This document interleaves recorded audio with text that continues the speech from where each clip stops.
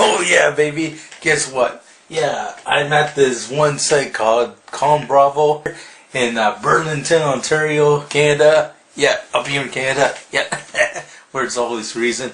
Well, anyways, yeah, I'm gonna go to this year as well. At least I'm gonna try to. You not only get like video game vendors and a bunch of anime cosplayers and all that, but you also get some celebrities, and that's cool.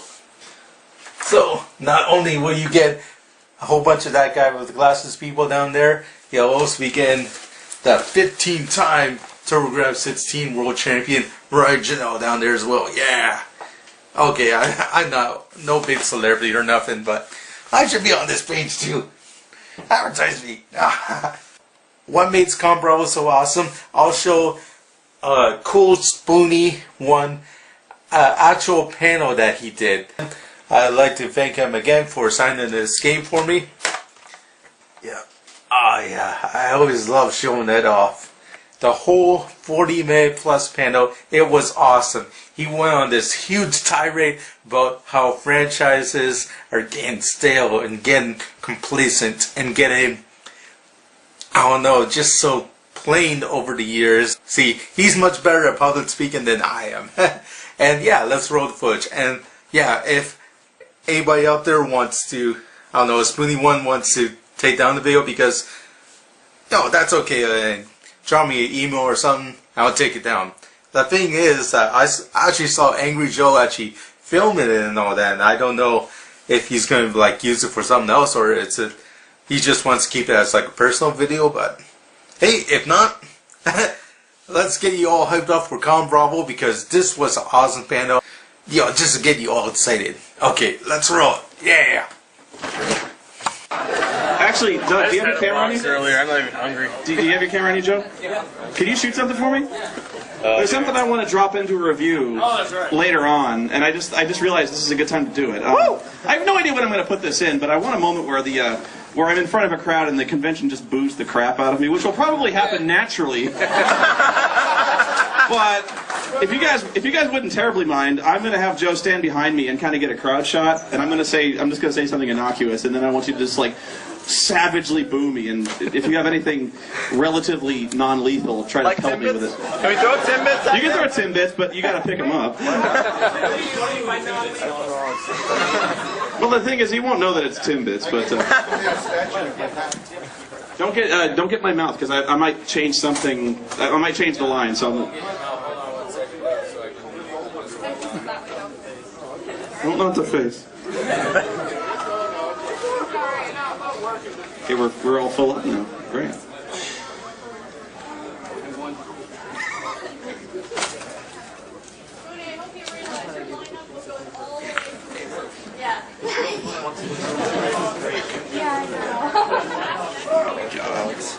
I can't believe that SWAT thing has caught on.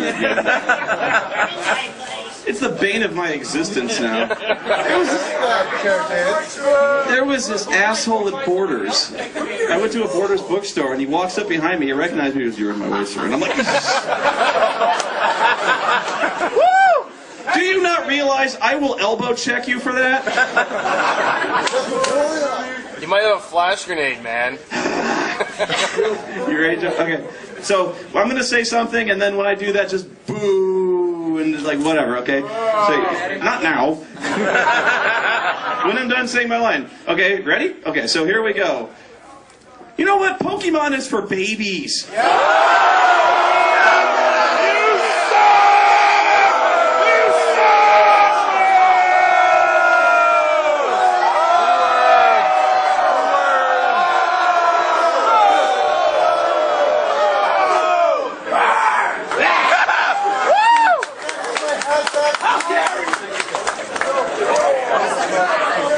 Pikachu's a hero. Save the Timbits! I'm gonna wear this hat. You threw it, it's mine now.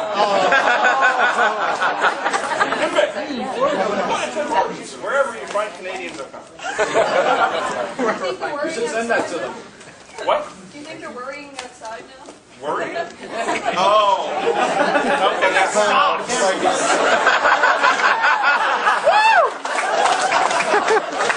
Hold this off. You dirty best. See how you like it.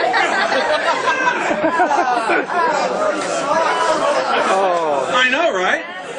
Yeah. I want whoever. Look for the barefooted person. Hunt him down. Where are you at? All right, all right. All right, welcome everyone to my panel where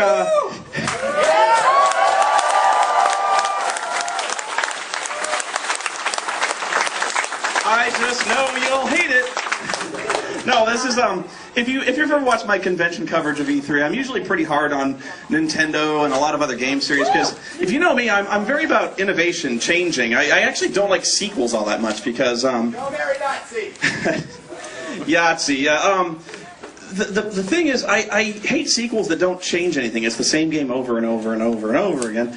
I don't like playing full price for a game that I've already played before. So, probably the most notorious game that I am somewhat infamous for hating is The Legend of Zelda.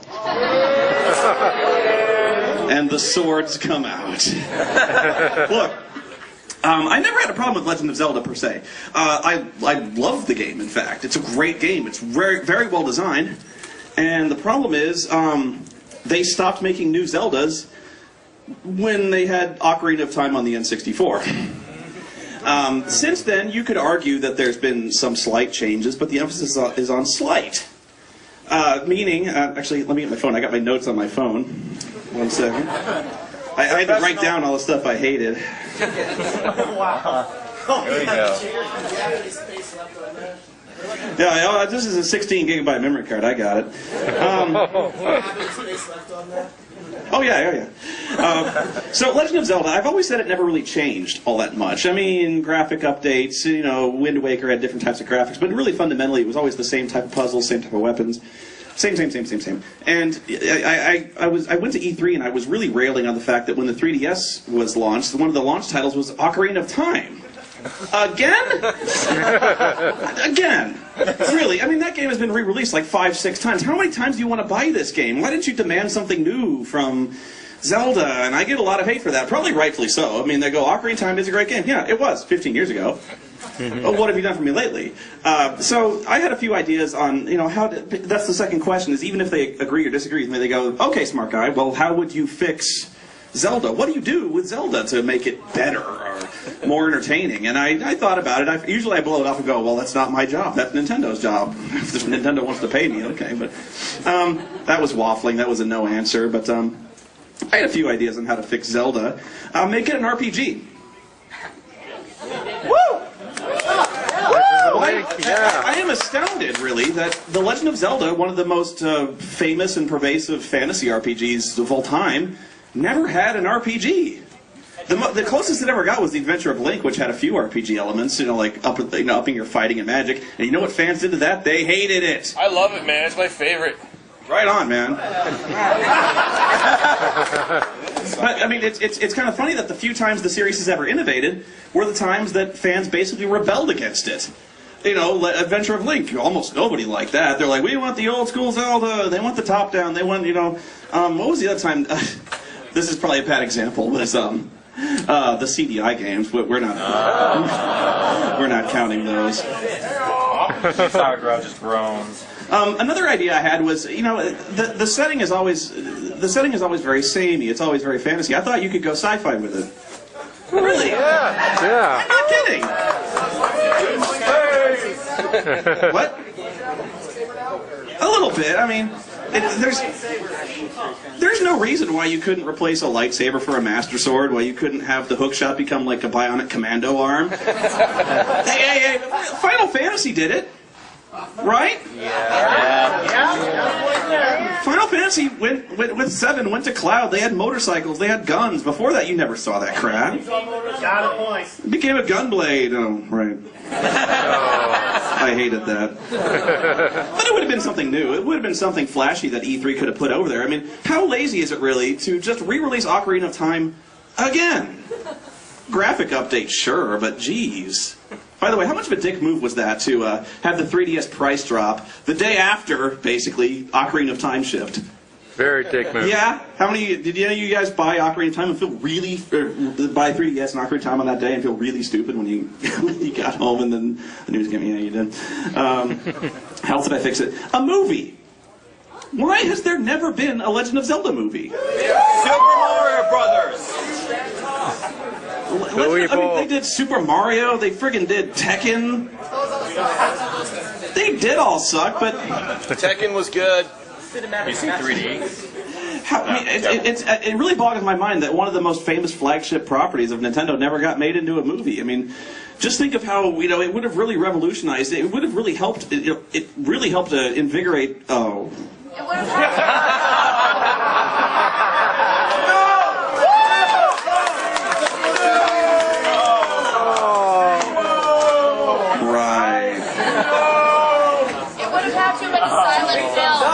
That bankrupted a company, yeah. Final Fantasy. You may not probably know this, but I've been kind of hard on Final Fantasy over the years. Just a little. Deserved it. Maybe so, but I actually said in one of my reviews that the series had become predictable, and in hindsight, that was really wrong. In fact, the series has kind of made a habit of reinventing itself pretty regularly. Like basically every game, from 7 to 8 to 9 to 10, 11, 12. Every game is radically different, very different settings, very different combat systems. And I was like, what do I do to fix Final Fantasy? Because this is a series that's really been on a downward spiral. I think even diehard fans who stuck with it through 8 and through 10 and even 10-2, when 12 came out, they turned on it. 12 fans were like, no. It's like an online, what? This is terrible. And 12 was 13. Everyone turned on 13. Did anybody really like 13? Raise your hand so we can. Yeah, man. It wasn't the best, but it was all right. It was okay. It was all right. No, I would disagree. Okay. But I really think there's kind of even though the games have changed in the series, there's been always this kind of stagnation that's going on with Final Fantasy, and it's the storytelling is what really is bad about it, and so. I realized you don't really need to reinvent the wheel when it comes to Final Fantasy. This is something that has kind of gotten by on predictability, or kind of there's a lot of elements that are key to Final Fantasy, but they always feel every time they invent a new combat system for 13 with the paradigms and stuff like that. It's all very complex, and they're all very proud of it, but what it really comes down to, where people really, the only problem I had with 10, with 10-2, with 12, is the storytelling. The combat system, you can like them or not like them. You could say, I don't like paradigms. I don't like the way 12 handled the combat. But really what draws you to Final Fantasy, what always drew you with 4 and 6, some of the most famous RPGs ever made were the stories. The characters were awesome. All you got to do to save Final Fantasy is find a decent fantasy author. For God's sakes, find a decent sci-fi author and write a really good story. All you got to do is look at what Mass Effect is doing with storytelling. All you gotta do is look at what BioWare is doing with role-playing games, and that's the key word, is role-playing. When you're playing Mass Effect, when you're playing Dragon Age, when you're playing Jade Empire, you are playing basically yourself in this hero's shoes. You make choices. You make relationships with characters. You act the way you want to act. Choice. Role-playing. Character. You like Shepard because you're playing him the way you want to play him. If you want to kick a sumbitch out a window, they give you the option. That's role-playing. It's awesome. Final Fantasy 13, Final Fantasy 10, you're playing these characters who are stilted, awkward, bitchy, douchey, whiny, annoying, and you don't want to play. You don't want to go on a journey with these guys. And Meg Ryan. You really don't want to follow these guys. You don't even want to be in the same room with them for all that long. Nobody wants to spend time with Titus. Jesus Christ.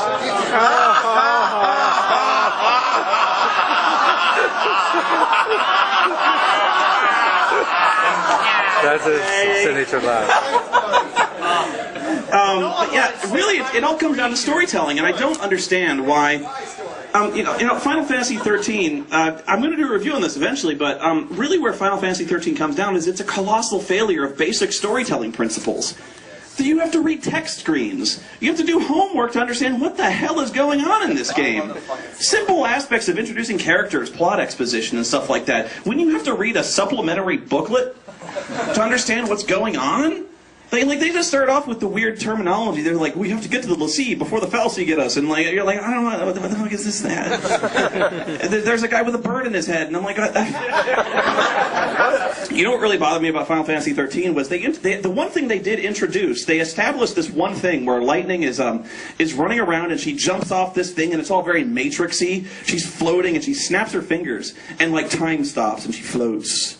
And she's like, and she floats. She hits the ground. She's all posing like a badass. And I'm like, and she does it again. She like leaps from a moving train and she snaps her fingers and like this anti-gravity thing pops up. And I'm like, wow, they really established this cool technology. I wonder when we get to play with it. You don't. It never comes up. I really thought that was going to be Lightning's thing, is like having some kind of time control ability with this finger snapping tech. So they established this thing and proceed never to mention it again, ever. It's called, oh god, it really bothers me. I hate Sonic the Hedgehog.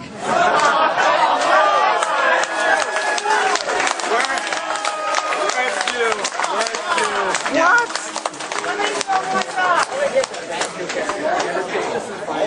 Shadow the Hedgehog. This has always been a tough one for me because the original Sonic the Hedgehog, I was a Super Nintendo guy. I'll just say it.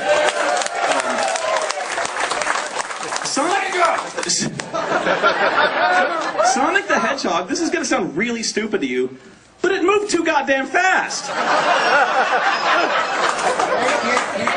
When I was playing Sonic, I ran into shit all the goddamn time.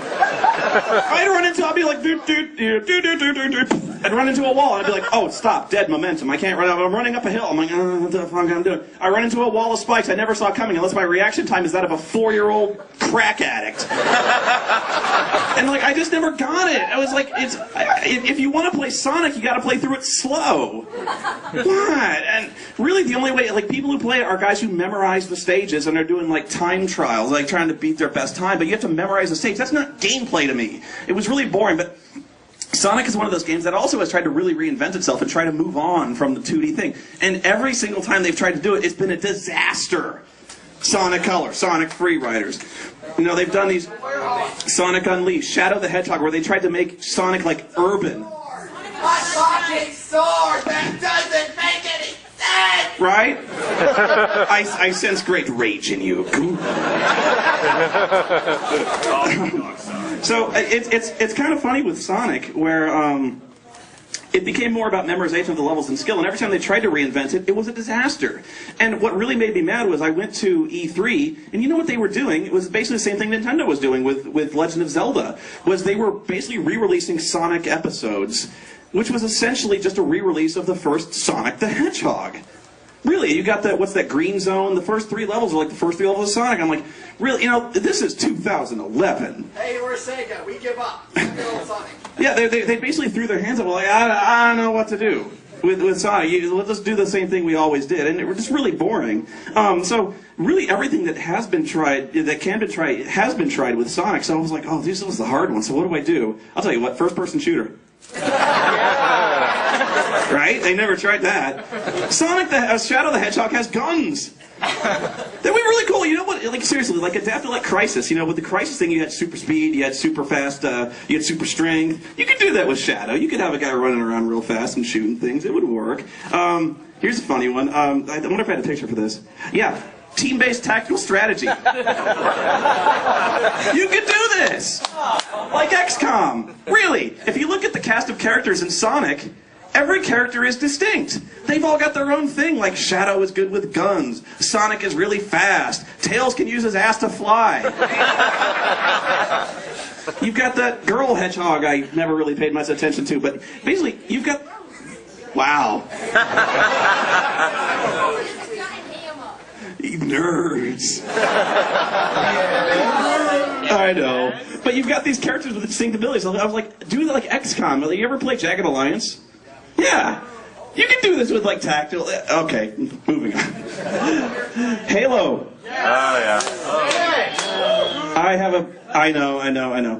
Halo is another one where I've always said that Halo has not changed since the first Halo. You're buying map packs. Really? That's all you're doing. There's a few new features. There's like single-player campaign, but it's funny is the single-player campaign has always become like this vestigial appendage that nobody really cares about. Nobody ever really cared about the plot. Don't pretend like you did. It's always been about the multiplayer, and I've never had a problem with the multiplayer. It's always... You cared about the plot? You were probably really touched by ODST, like, or Halo Reach. You're like, oh, they're dying. It's like the Dirty Dozen. I feel so bad for those poor Spartans. That was an awesome ending. It was an awesome ending, and I'd seen it several times before in movies. Oh, never mind. Seriously, to save Halo, clone Mass Effect. Yeah. I mean, you've got these characters that are set up. I mean, you could do this thing where you have like a tactical shooter, cover-based, and everything's better in Mass Effect. And I hate to bring up Mass Effect again, but really, it is kind of set up for that. What else did I say here? Sorry about this. Oh, I could easily see a stealth espionage game built out of this, where you kind of like not necessarily like Metal Gear, but you have this character who's kind of like this cybernetic dude. Although he's very guns blazing, he's very armored, he's very heavy. You could easily see a character like this where you have a guy who's cybernetically modified for stealth and that kind of thing. What? Chief? Oh, I got it. I also said there's a lot of potential here for a real-time strategy, and I know they did this with Halo Wars, but I'm talking like really serious. Like, and what's funny is Microsoft seems terrified of releasing anything that's not on the Xbox. That's why you've never had a really good real-time strategy game, but really all the elements are set up for that. You could have like Covenant forces on one side, you could have the Marine, the colonial dudes on the other, and you could have the Flood. I mean, it would basically be a direct rip off StarCraft, but who says that's a bad thing, you know? I know Halo Wars, but that was on Xbox and nobody liked it. Because you can't play a real-time strategy on a console. It doesn't work. You need a mouse. Keyboard. What's up, Faux Nostalgia Critic? One thing I actually agree with Paul on this. One thing I felt was Halo's biggest problem was you can't command the Marines. Yeah, they just kind of stand around there and get, like, the only interaction you have with them is take their gun away. Which I always thought was funny. Some guy you don't know runs up and goes, give me that shit. And you're like, take this needler with no ammo, bitch. You guys like, Master Chief, you're so awesome. Oh, my God. What did I say? Call of Duty. Yes! Oh, yeah! I've been hearing a lot of hate for Call of Duty lately, and frankly, I don't really understand why. Is it the storyline that bothers you? No. It's the same game! What? After 4, it's the same game! See, well, now you boo me for Halo, but now you're going Call of Duty on me. It's the same game. The second game was the best one. True. What was the only thing with animation? Well, I mean, and besides that, I think Call of Duty has evolved more than Halo because it added the most realistic part of multiplayer combat, where I never knew that in Afghanistan the Army Rangers were strapping C4 to remote-controlled cars. That's how shit gets done down there. It's amazing. Really, it's become a Michael Bay movie. The plot. I was actually really feeling Black Ops for a long time. That was a really good game. Up until I started scuba diving down underneath Cuba, where there was a secret Soviet missile lab that had been built completely underwater. It's a Bond movie, people. It's crazy. It's really becoming Moonraker with the shots in space and all that crap. So,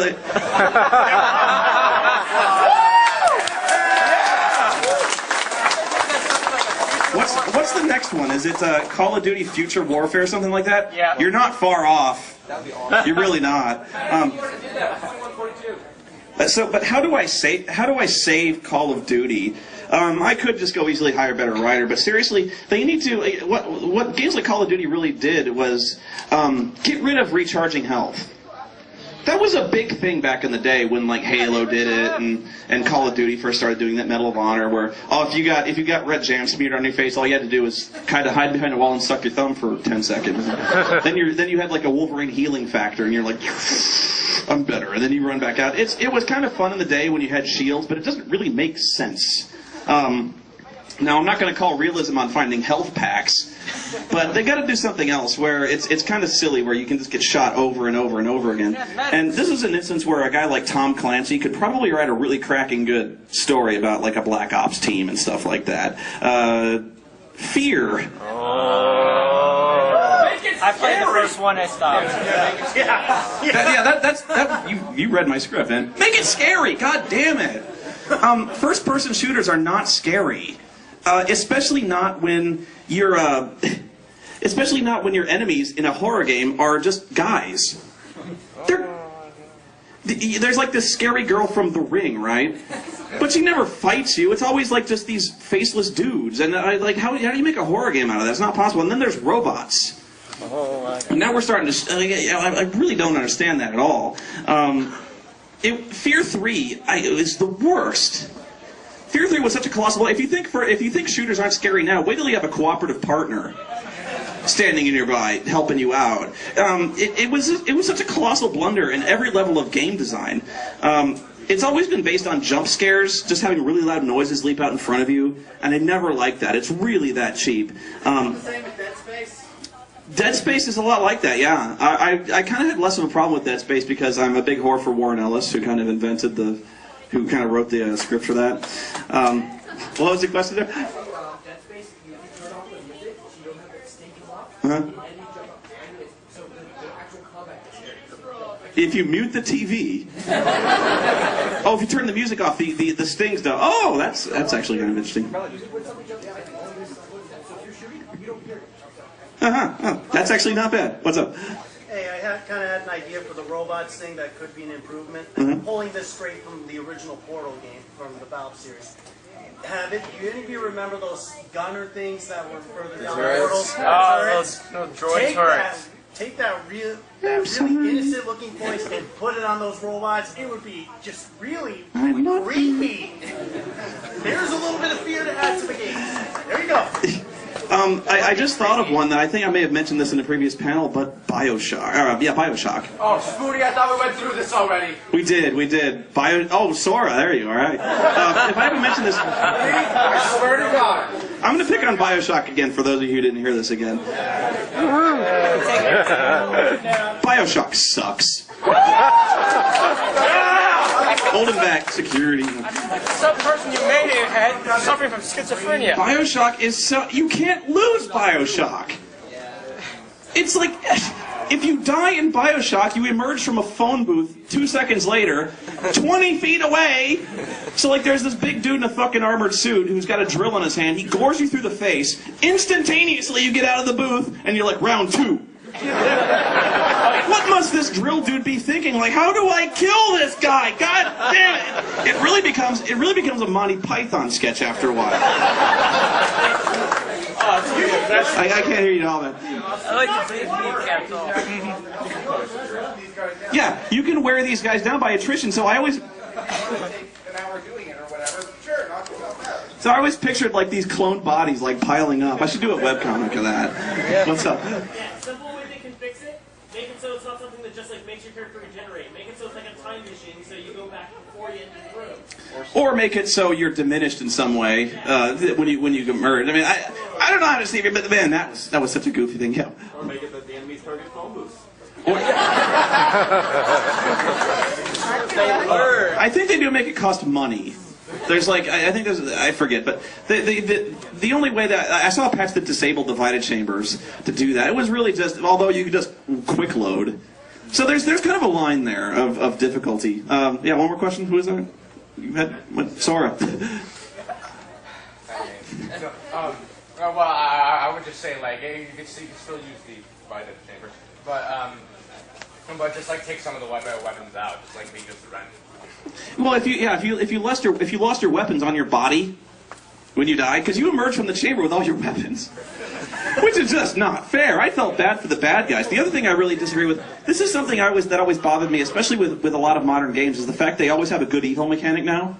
With like Infamous or Prototype, or the one that always bothered me again was Bioshock. I call it baby strangling evil because the choice was either to be a good guy or a guy who literally rips the head off children. What kind of choice is that? Like seriously, they go like, if you want the Atom, you have to kill this child. She is evil, and so you're like ripping their faces off and eating their brains. And I'm like, from a moral standpoint, this sucks. Who is that evil, really? And now they do give you a conundrum. They actually do make it so like you think there's a moral choice. They'd be like, well, if you kill her, you need the Atom that she's harvested. You need this power that she has. And if you don't do it, you're going to be weaker. You're going to need this power. Well, guess what? If you spare the children, you get more Atom. They give you gifts of Adam. You're not supposed to know that. You're not, but They tell you right away. they tell you right, yeah, virtually after the first one, you get more Adam. In fact, I think you get more Adam if you go the good route than if you go the bad route. It's insane. Big Daddy. You can hypnotize Big Daddies, right. I don't know what that means. The big kids with the drill fight for you. Oh, the plasmid, you can hypnotize Big Daddy. So you get better effects, you get more Adam for being a good guy. I'm like, maybe if it was like you get a quarter of the Adam, it might make it actually kind of a legitimate moral choice. Like, oh, Jesus, I feel really bad about this. I'm killing children, but I need it. But the thing is, you can't die, so who cares? You don't need to do this. In Bioshock 2, the big sisters, they can randomly spawn. Mm-hmm. You try to help the little sisters, and you put them into the vent, sometimes they'll just show up and she'll be like, how dare you be happy, you must die. Right. And you use like your med kits and things to fight the guys to get the little sisters Adam she needs in the vent. So, I remember what Yahtzee said. He suggested that if you have... Isn't Spoonie supposed to be talking? What? Isn't Spoonie supposed to be talking? Are we approaching a question here? All right. Get to the point. All right, I'm going to get to the point. I'm going to save... Oh, no, that's fear. That's still fear. Oh, no.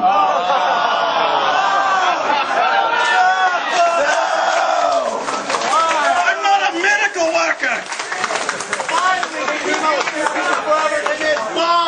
Doesn't it, though? This is where I tell you, this is where I go hypocritical on you. Why did they change Duke Nukem? Why? God, they did everything wrong with Duke Nukem. All they had to do was make a mission pack for Duke 3D. That was a great game. I still play that game. And of course, all I talk about innovation and all that crap, Duke never had to change. Duke should not have changed. It was all about that. They gave Duke recharging health. God damn it. It's too immature. Duke's supposed to be immature. Then it was like really totally inconsistent with the alien breasts on the walls and like rape victims. And I'm like, this is not Duke. Why can't Duke just be like Painkiller or some game that was really just balls to the wall action? Why is that so hard? It shouldn't be hard. God damn, that game sucked. And then you top it off with the fact it took, what, like 3,000 years to finish? It was so not worth the wait, and you knew it wouldn't be. I don't get it at all. But anyway, those are the games that I thought would draw some controversy for not liking them, especially poor Sora. I'm sorry. I'm sorry for offending you. I know you love Bioshock. And I don't mind that you love these games either. It's just things that bother me. I always want to see something new, something I haven't seen before. And really when it comes to Bioshock, it's kind of funny where those are inferior games to System Shock. If you ever played it, but that's a PC game. Some of you guys have a kind of short memory when it comes to PC games. I was kind of old school back then. I was not a console gamer. I was a snob. I was a PC snob. Right? So you notice most everything I'm bringing up to save games is references to like XCOM back in the day, which I still play. By the way, I can still nitpick XCOM.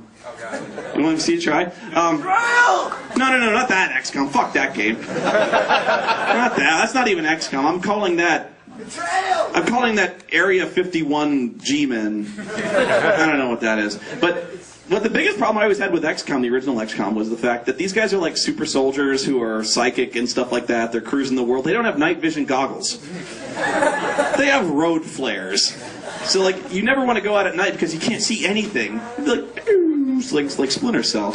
Anyway, we have a few minutes left, so if you guys have any grievances you'd like to air... there's more. Okay, why don't you go ahead? I feel bad for picking on you, man. No, that's okay. All right. No, when you said the word painkiller, it just came up to my mind. Well, what did you think of the games of Max Payne? Max Payne. That was really one of the first games to ever really abuse bullet time for absolutely no reason. And you know what other game did that? Fear.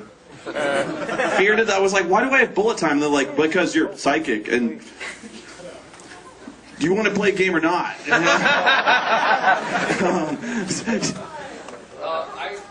rented LA Noire a week ago, and I'm sorry, but when the core mechanic of your game is trying to figure out the subtle facial movements of the NPC you're talking to, and constantly berating you for getting it wrong, yeah.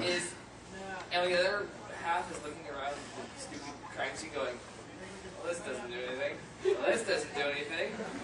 I'm inclined to agree with you because there's a lot of times in LA Noire where you can tell somebody's not telling the truth, but it's either a lie or you doubt them. And so, like, I can have a piece of evidence, like, you can't prove I used that knife, and I show them the bloody knife, and of course that's not the right answer. They're like, that's not proof. But if you doubt them, they're like, oh, that's right. And so it's kind of strange. But what I do applaud LA Noire for is basically bringing back graphic adventure games, the kind of puzzle-solving elements and kind of exploration and again, role-playing.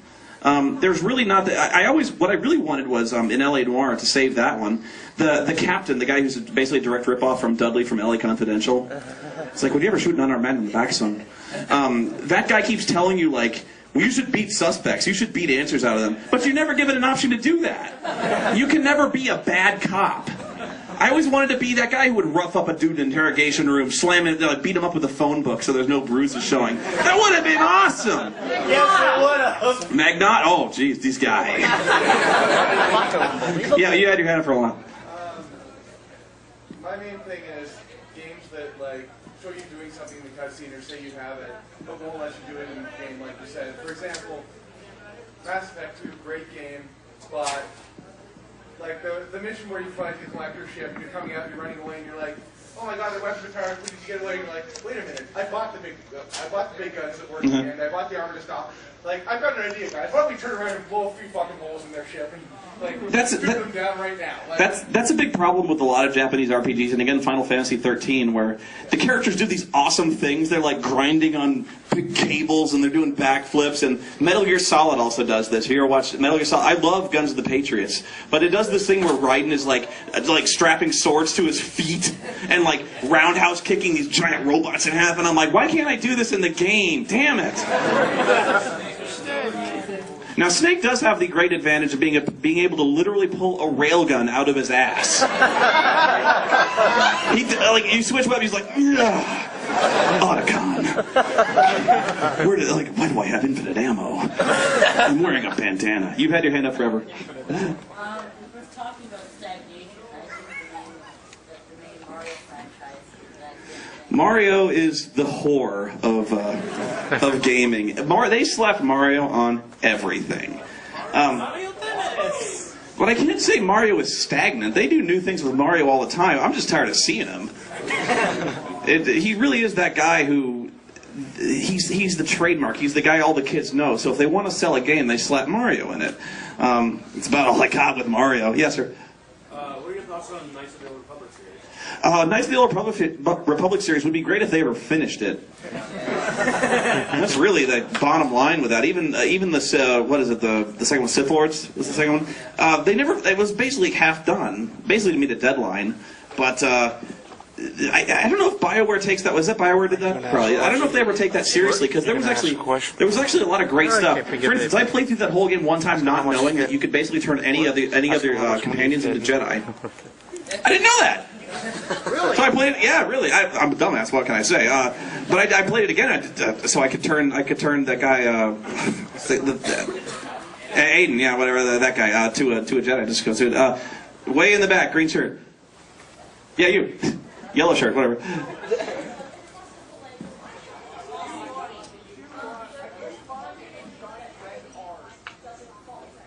Huh?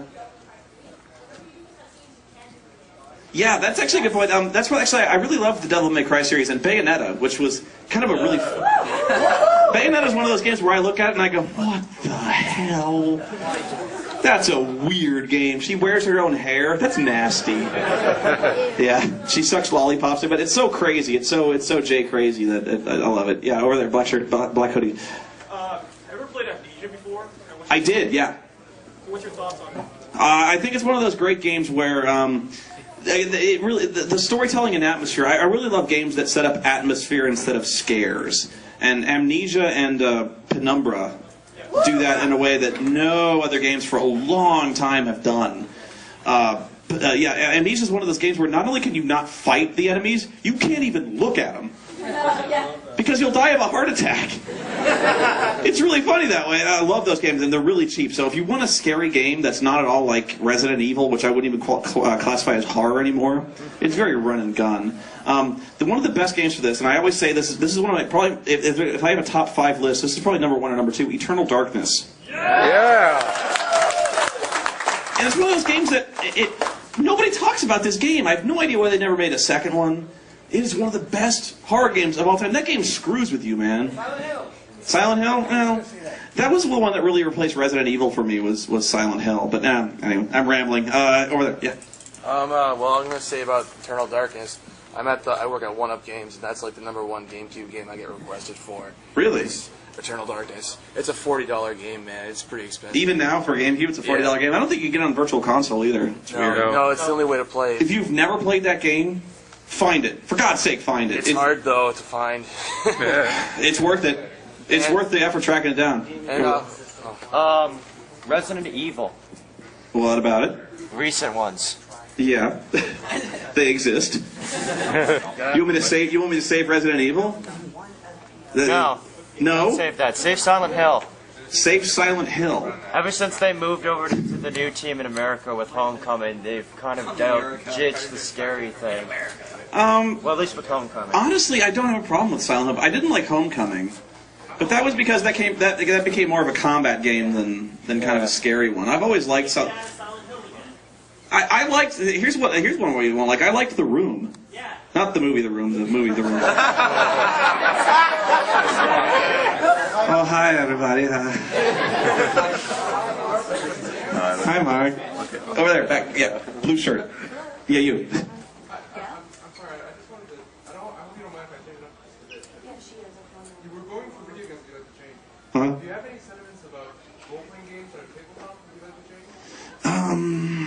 This is where I get obscure, and a lot of you guys won't know what I'm talking about. Do you ever play Deadlands? Wow, no, okay. Deadlands had this really cool mechanic where you would flip cards to generate your character, and they went away from that. As for 4th edition, I think really 4th edition got fixed with Essentials.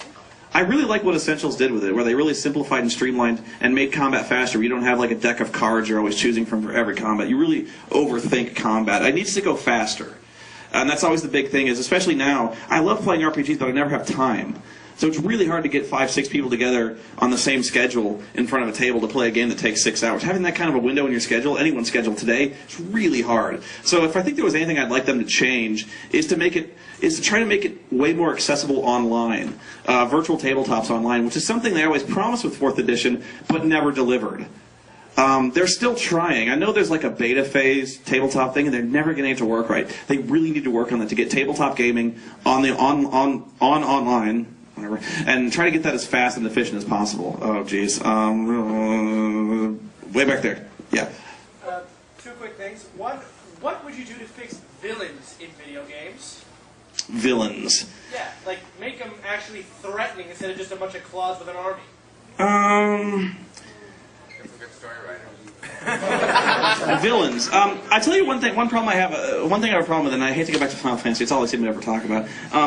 Final Fantasy has this problem with villains who want to destroy the world because they say there's too much suffering. People are suffering all over. So if I destroy existence, nobody will suffer. What kind of sense does that make? I think Ultimisia from Final Fantasy broke that mold when she was trying to recreate the world in her own image using time compression magic. Time compression, don't get me started. That fits it. I don't know. You'd have to give me a concrete example of a particular game where a villain was really badly motivated. The problem with villains... Overlord series, where you are the villain, but that's just the whole point. You're being... It doesn't tell you what the fuck to do with it. Like, you can go and kill a few people and maybe dominate them with a spell, but you can't, like, go order them to build, like, a fucking army and just attack, like, a peaceful village or shit like that. And why are you doing this? What profit's there? Yeah, another one that Fable's always weird with the morality mechanic. This isn't talking about villains necessarily, but there's no consequence, good or evil, really. It's just a different power set.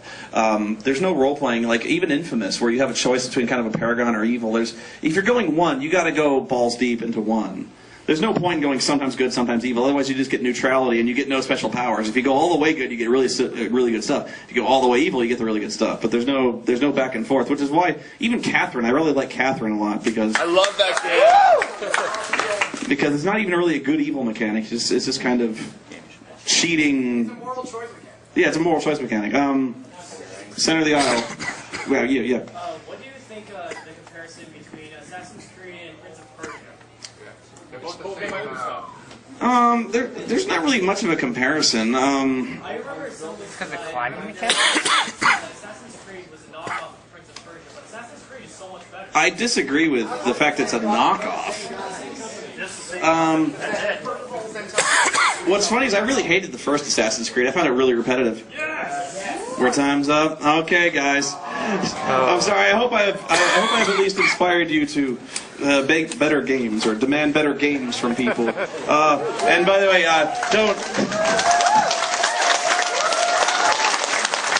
don't think too badly of me because I'm harsh on Zelda. Like I said, it's a great game. I don't mind if you like it. I just kind of wish that sometimes fans would demand more. The fact that you guys just kind of took Ocarina of Time one more time, I was like, you're not tired of this yet? Even a little bit? Even Twilight Princess and Skyward Sword, kind of the same game. God. Go sci-fi, go RPG, do turn-based, man. You can do that. I don't know. Thanks, guys.